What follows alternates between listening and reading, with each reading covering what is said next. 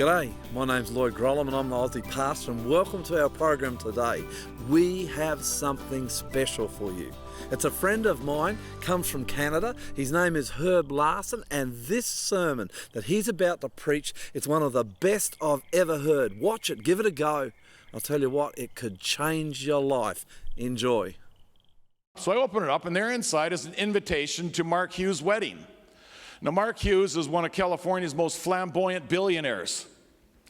And the reason I had this connection is because he is now marrying a friend of mine who's a supermodel actress who was the wife of a movie actor called Jean-Claude Van Damme, and I had been commissioned to paint 3 portraits of her when they were together, and they got divorced, and now she's remarrying, and she's marrying this billionaire.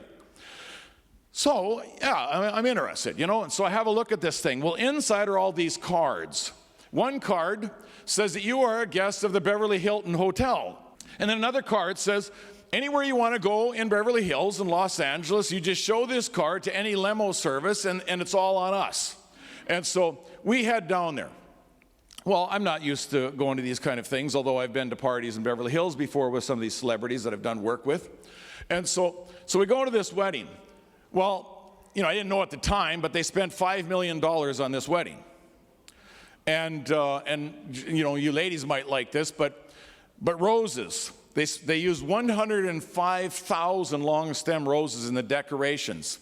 So we fly down there, we get picked up by limo, we're brought to the Beverly Hilton Hotel, we stay there, and then along comes the wedding on Sunday. So they come in a whole line of, for two blocks as far as you can see, are limousines picking all the guests up. And so we go to the church. It's the Beverly Hills Presbyterian Church in Beverly Hills, of course. And so we go to this church, and when we get there, they got yellow tape keeping everybody back, and there's like hundreds and hundreds, if not thousands of people all kept behind the line with all the police keeping everybody back, because guess who's coming to this wedding?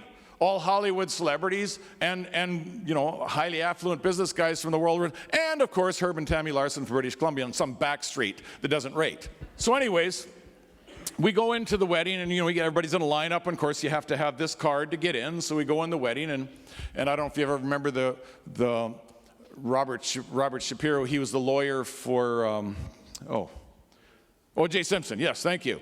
So Robert Shapiro, we go get ushered in, and he's sitting right next to me, and his wife's on the other side. So of course this is Valentine's Day, and there's no flowers left in L.A. So I'm talking about this situation, this grave situation. I said, I haven't been able to buy my wife flowers. They're all here. And so I said, did you buy your wife flowers? And he embarrassedly said, no, we're just having a good time. And so I said, yeah, because Mark Hughes, you know, scammed them all from Los Angeles here. Anyways, so we go through this wedding, and the Vienna Boys Choir, they're singing, and a bunch of these, you know, actors from Broadway are singing. And the reason I tell you a story, because it's interesting once we get into this whole thing. Then from there, after the wedding, we all get limousined over to the party, to the reception. So we finally, and so as we sit down, my wife and I are tired of lingering, so we sit down at our table, and all these people start coming to our table. Well, I don't know who they are. I don't have a television, so I'm culturally devoid. And so they come to our table, and so my wife has got this real cool ability to memorize names. And so as each person came to the table, she said, oh, and your name? I were Herb and Tammy, blah, blah, blah. So they'd say their name. And then the next person would come, she'd ask their name, but then she'd introduce the first person. Well, a lot of these people knew who each other were. They're all Hollywood types. But she memorized everybody's name, so when we finally get down to the last person, she goes around the whole table and introduces everybody, remembers their name. Well, they're all totally impressed with this. And my wife teaches grade 2 and 3. She's a primary teacher. So she likes to play games and stuff, so she decided to start this game there. Bad decision. Because she said, why don't we guess what each one of us does? And she said, if you know what the other people do, you can't guess. Well, it was interesting trying to guess what. We had 2 movie producers, and Jodie Foster's makeup artist was sitting next to me. I don't know how he got in there, but he was there. And we had a couple of actors at our table and all that kind of stuff. And so when they come to us, this was the fun part, trying to guess what we do. Well, they had a really hard time. And they finally said, we give up, after trying a whole bunch of things. And so finally when my wife says, oh, I teach school at a small Christian school. And they're like, oh, okay, then what do you do? And I says, well, I'm an engineer, and I design and build equipment. I said, well, how'd you guys get here? Like, why are you here? hey, I don't know why we're there, but I know God has a reason. So anyways, while we're sitting around the table, this whole idea that my wife teaches at a Christian school opened the door, and before long we're witnessed everybody at our table. They were so incredibly impressed that somebody was there who wasn't afraid of them, who was bold in sharing what we have. And we all changed numbers, and we did keep up a little bit with some of those people. The point is we leave that place, and I could go on forever on all the details, but we leave that place. 1 year later, my brother phones me up, and he says, just what I heard in the news just now, Mark Hughes, billionaire Mark Hughes, died, 44 years old. California's most flamboyant billionaire, and it's all over. Well, I go back to my office, and sure enough, I get on the internet and I actually grab the newspaper quick on the way home. Yeah, he died the day before. And so I thought, oh man, Darcy, his wife, is going to really be broken up about this. Obviously, they only been married a year. And so I got on the computer and I thought, I've got to write her some kind of a letter. But who am I? I can't console people when they've lost a loved one. I mean, I'm just not equipped for that. And so anyways, I just prayed. I said, okay, God, I don't know what to write here. You just lead. And I started typing, and what came out was just one text after another. So I wrote this letter, and I faxed it to a private fax number. A couple hours later, I get a phone call from one of Mark Hughes' executives. He says, we'd like you at the funeral. Well, I was booked that weekend to speak in 3 different denominations over the weekend, and I thought, oh, what do? Do I cancel that? So I decided to keep my previous engagement. But Monday morning, so I wrote this whole spiritual thing to Darcy, and Monday morning I said, no, I can't make it. The day after the wedding, and this wedding was broadcast around the world. One of the people that I'd met at a previous party, my wife and I went to this party, Hollywood type, is that one of the agents for Van Damme's. And so we'd met this couple, and when we first came in, and I'm talking to the husband, and my wife starts talking to the wife. If you know why you're there, why wouldn't you be bold? I knew right away when I got invited to Great Hall Mansion and this wedding, this isn't about, oh, did we luck out? No, it's what I call divine appointments. Those are the things that drive me, these divine appointments.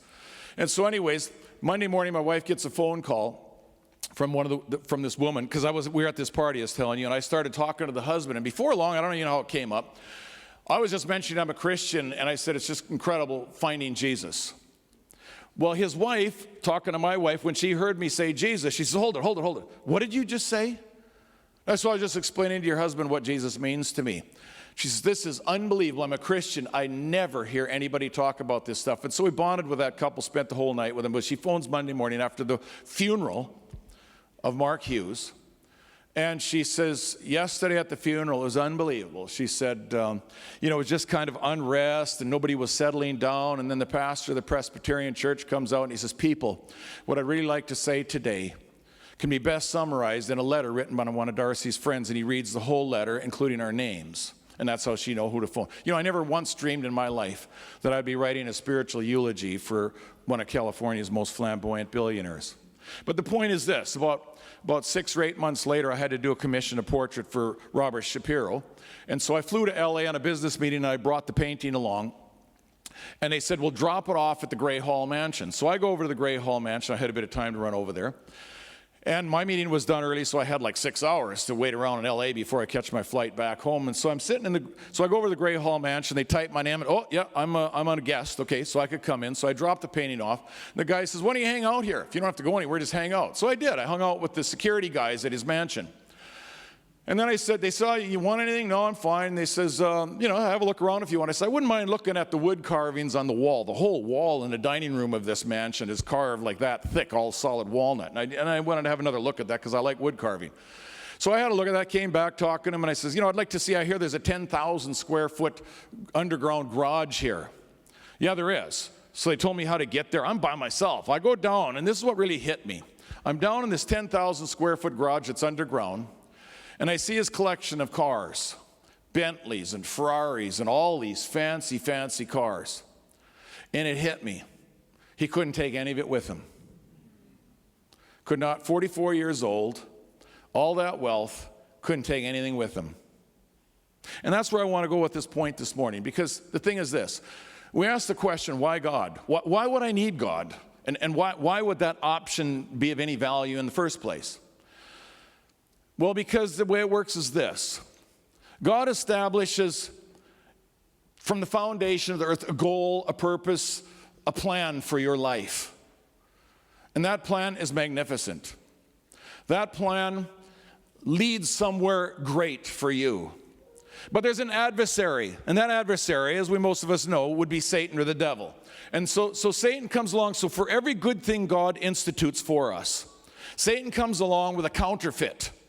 In the beginning, God created heaven and earth. Okay, so if I was to ask you the question, what's the counterfeit for that one? I mean, through the entire Bible, there's counterfeits, fakes, and forgeries by Satan of everything God's done. And all those counterfeits are meant to erode what God had planned for us. God created heaven and earth. What's the counterfeit? Well, evolution, of course. We move a little further. There's lots of them in here, but I'll move down a ways. Genesis 21:26. Let us make man in our image. Okay, so God says, I'm creating man in our image of God. What is the counterfeit to that? What does evolution say we're in the image of? A monkey, an ape. Another counterfeit. And so you go through we're just starting in the beginning of the Bible, and you go through the entire thing. There's a fake, forgery, counterfeit for every principle, every thought, every law God has ever instituted. You go to chapter 2, and we have the seventh day thing here. Is there a counterfeit for that? It's up to you to study that. But the point is this. We move on a little further in Genesis. I want to look at this one quick. Genesis 28. Genesis 28. Yes, it is. Verse 12. Here's what it says. Talking about Jacob. You remember Jacob was part of a very dysfunctional family in the Old Testament. And he betrays his brother and steals the birthright, steals the will, so to speak. And now Jacob is having to flee the wrath of his brother and for having done this to the family. He's on his way away from the family, maybe never to see them again. And here's what it says. He stops for the night, lays down head on the rock, and he's going to sleep for the night. But he has this dream. And he dreamed, and behold, a ladder set up on the earth, and the top of it reached to heaven, and behold, the angels of God ascending and descending on it. And behold, the Lord stood above it and said, I am the Lord God of Abraham, thy father, and the God of Isaac. The land wherein thou goest to thee, I give it to you and to your seed. Now here we have a ladder. And what's at the top of it? God. So could Satan counterfeit this ladder? And this is the way I look at every Bible thing I come in contact with. What could there be counterfeit of this ladder? Why did God use a ladder for this dream? And there's angels going up and down. I mean, in other words, they're supporting you on this walk towards God. Well, hey, you know what it is? It's society's ladder. Satan has come up with one that's subtle, that's cunning, and it's destructive. It's what everything in advertising does to put us on this ladder. Why? Because you know what the foundation of all advertising is? We're talking secular now. The foundation of all advertising, the principle used to get us to buy is create discontentment in you. Create discontentment in you, so the product that I'm currently using is not going to satisfy me anymore. But here's brand A. So when we have everything in society driving us to be discontent, we're forced onto this ladder from a very early age.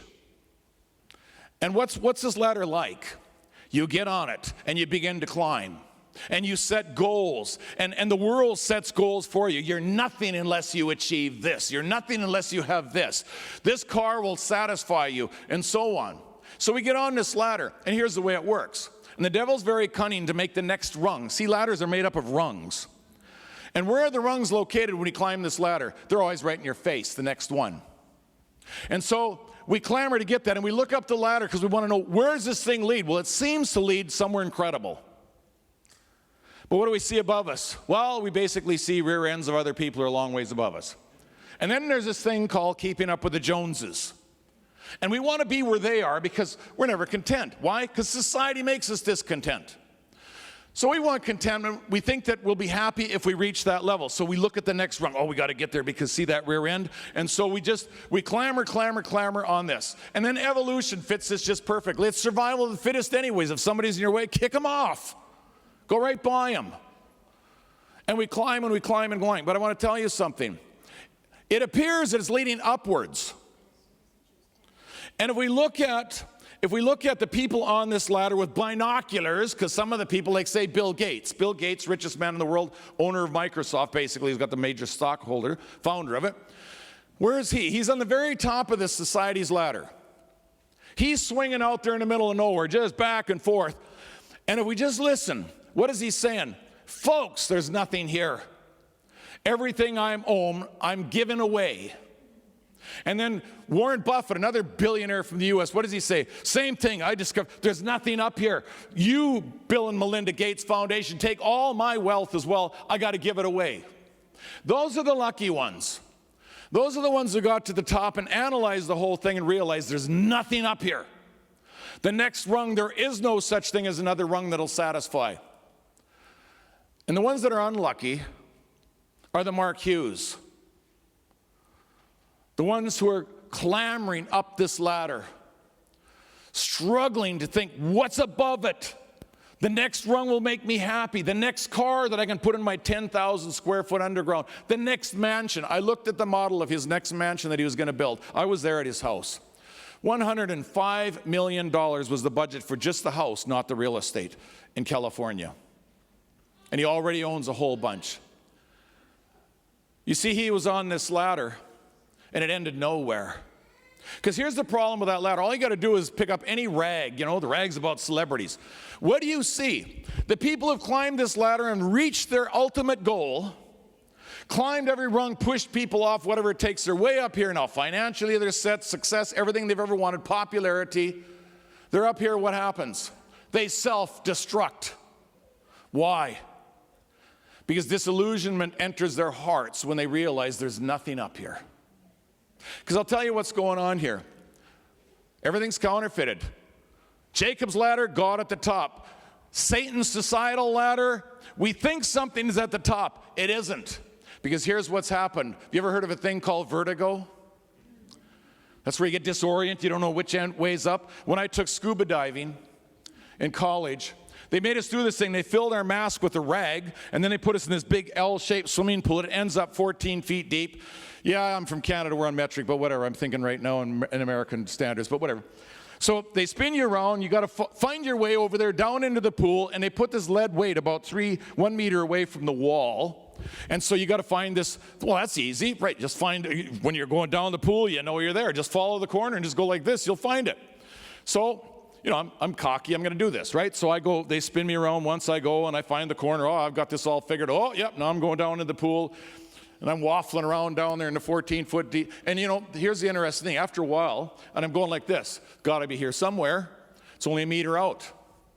You can hear laughter underwater. You know that? Because everybody on the surface started laughing.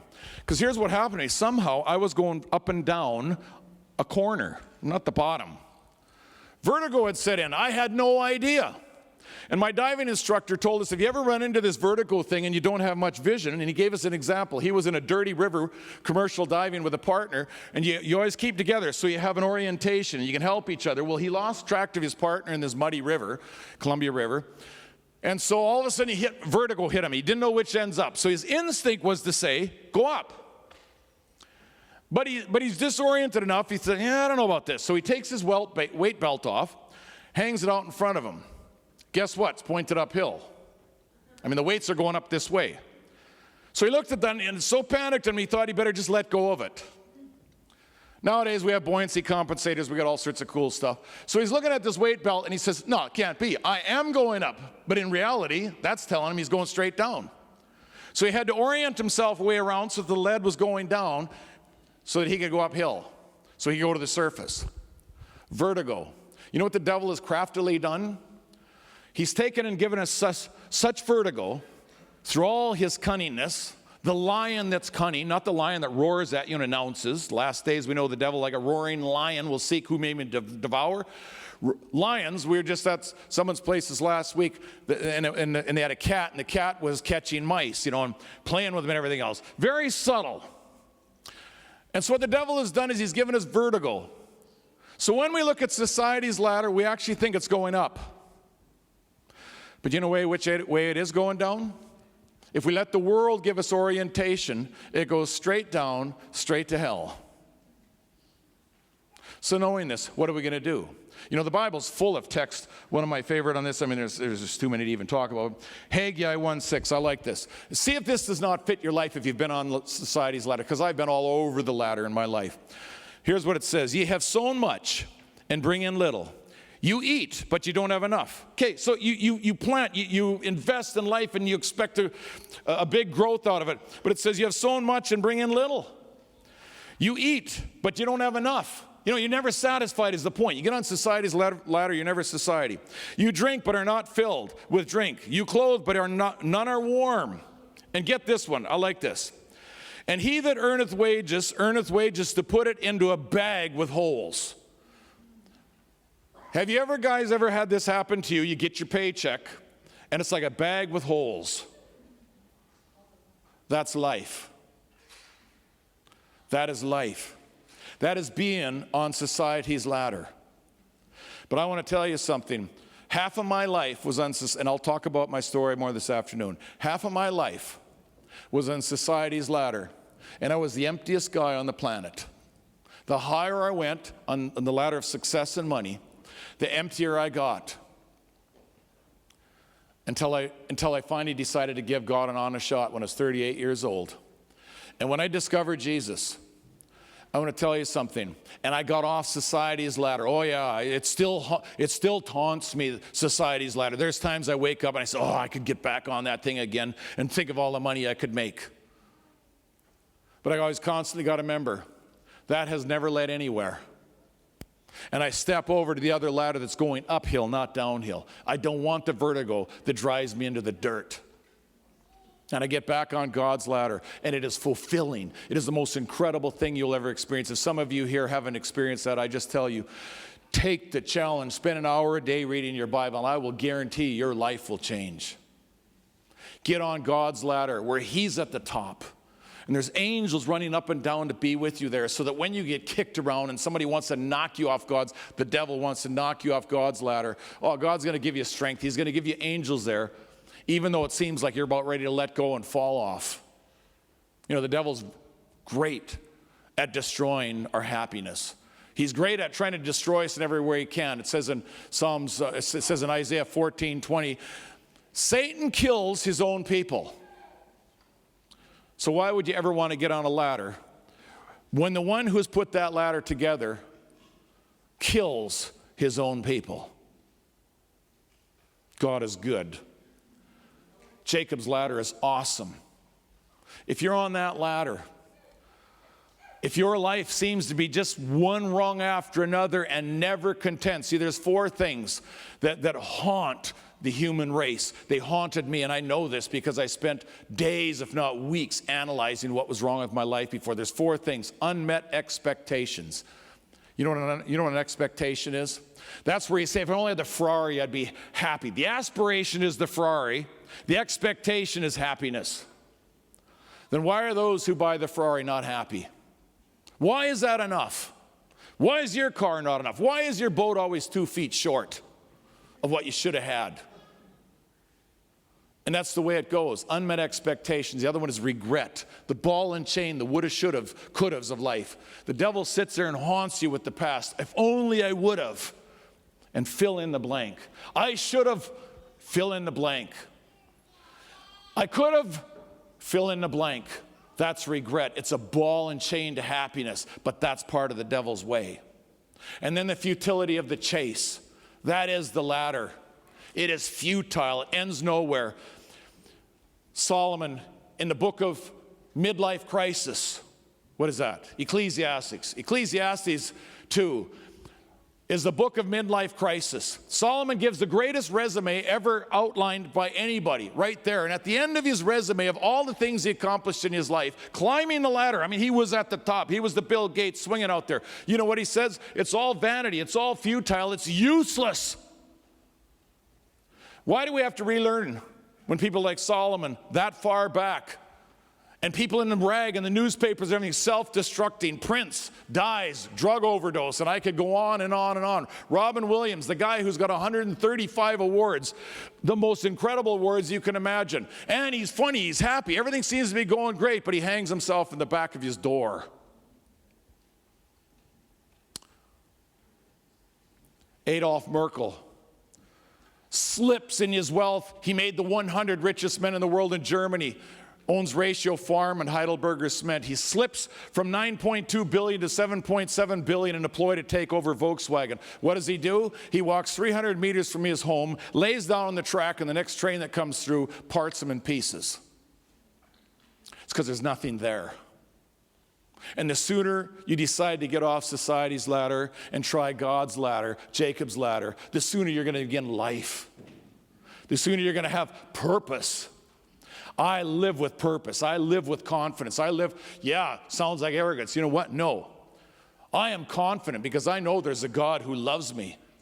I know there's a God who has a plan for me, and I can work my way to him. I can look up and see what's at the top of that ladder.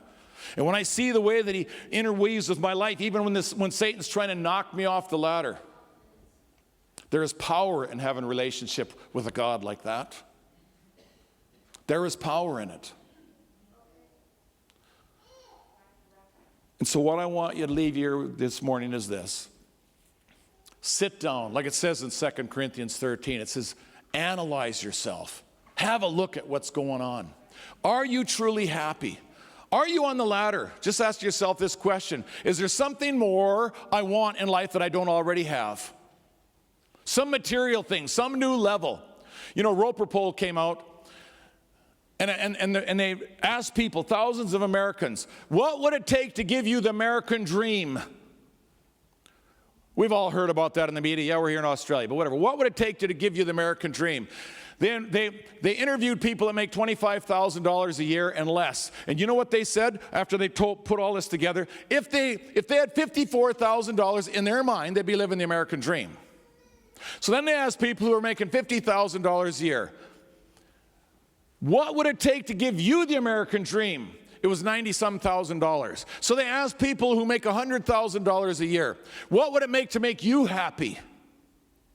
This is reported in U.S. News and World Report. What would it make $100,000 a year? $192,000. Here's the summation. The American dream, the happiness factor, the thing that we're always achieving is always 2 times away from where we already are. And God is saying, I will give you an abundant life beyond anything you can comprehend.